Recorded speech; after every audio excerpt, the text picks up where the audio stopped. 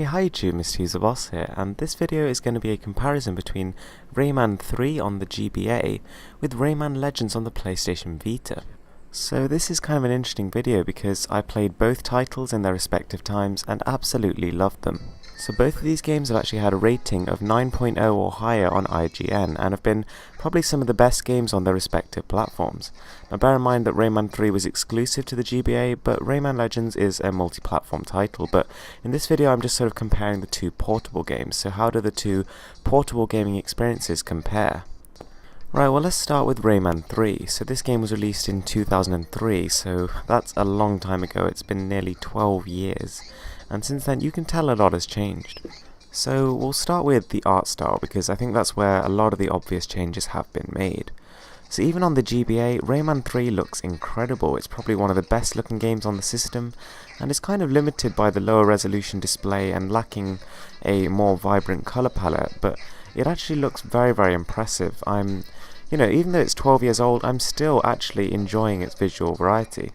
There's a vast set of animations, and the game actually runs at a smooth 25 frames per second, which is perfectly fine for the platforming genre, and I think it especially goes with the art style on show here. So the original Rayman 3 has far less incentives than the current games. I think gamers over the time period have got more and more impatient and seek more frequent rewards. So in this game, the only reason you sort of keep playing is to unlock more levels. You collect as many of these sort of shiny dots, I forget what they're called, and you break the cages to free the creatures inside of them. Doing so will unlock increasingly challenging levels, which is, basically the whole premise of the game. So one other thing to note, the game is much more difficult than the modern Rayman games. As you can tell, the second you touch water, you're dead. On top of that, the enemies are very, very tough, and you can even get a game over, and the whole concept of a game over has been ditched by pretty much all games except the really hardcore arcade ones. So moving over to the PlayStation Vita, you should be able to notice a massive leap forward.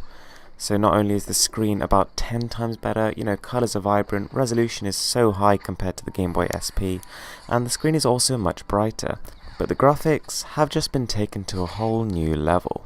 So, if you thought Rayman 3 looked good, then this is just off the scale.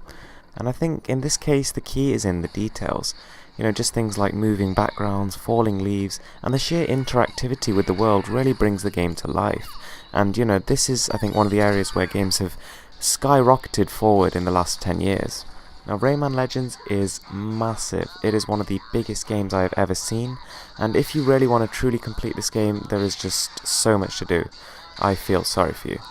So firstly, we have the campaign. Now the campaign is where you go through a set of very, very unique levels in lots of different worlds, collecting everything you can in levels. So there's hidden lums, there's hidden collectibles, there's secret areas, all of which you've got to do in one go to get the perfect clear. After this, you've got all the Rayman Origin levels to complete, as well as invasion levels and all sorts of new things. We've also then got multiplayer, as well as daily, weekly and leaderboard challenges. Outside of the levels, there's even more to do. Firstly, there's little mini-games, games like Kung Foot, which are good to play just with another friend. Then you've got the scratch card system, which is in any level where you collect over 450 lums, you get a scratch card, and you scratch this to reveal a reward. Now this can be anything from new lums to monsters to, pretty much anything in the Rayman currency world.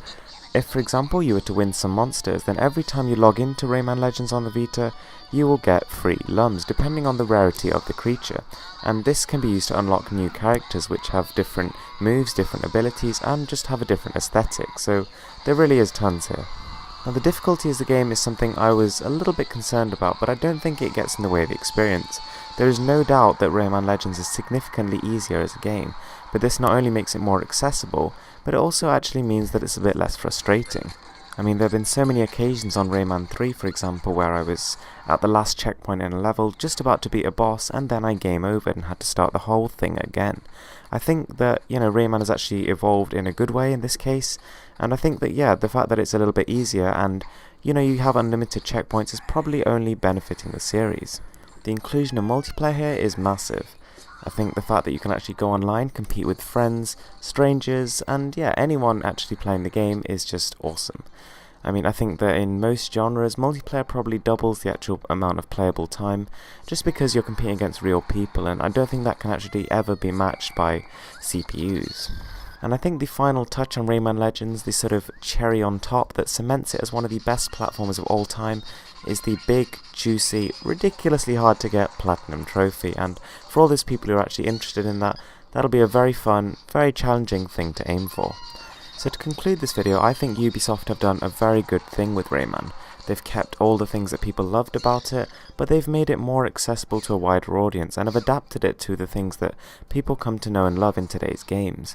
They've improved the art style, they've improved the frame rate, they've actually made the game much more rewarding to play, and I think all of these things combine to make something really quite stellar that hasn't yet been matched.